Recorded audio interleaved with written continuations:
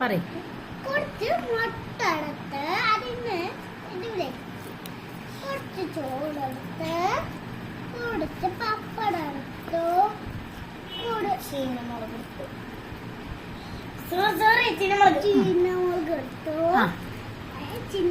ചീനമുളക് എടുത്ത് ഓക്കെ, കുഞ്ഞ ചീനമുളക്. ഓക്കെ, ഇനിയിപ്പോ ആ ഒരു ചോറ് ഞാൻ പോവാണ്.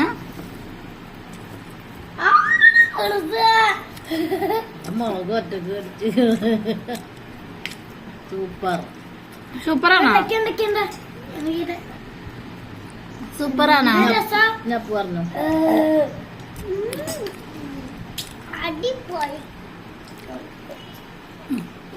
ഇനി അടുത്ത അപ്പുവിന്റെ പരീക്ഷണമാണ് ചീനമുളക് കടിക്കുക. അവർക്ക് ചീനമുളക് കടിക്കാൻ ഒരു പൂതി. അപ്പൊ പിന്നെ എന്തായാലും നമുക്ക് പൂതി കൊണ്ട് നിറവേറ്റെടുക്കാം.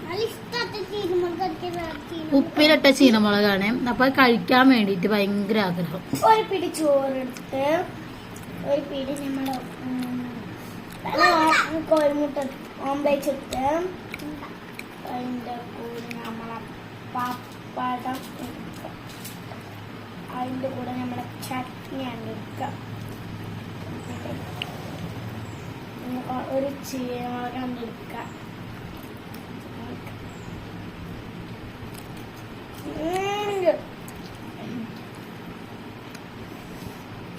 ചോറെന്താ തിന്നാത്തതൊക്കെ എടുത്തിട്ട് ചോറിന് മതി മണക്കുന്ന മണക്ക് തീർക്കുവോ? മുളകായി ഇഷ്ടംമാരുണ്ട്.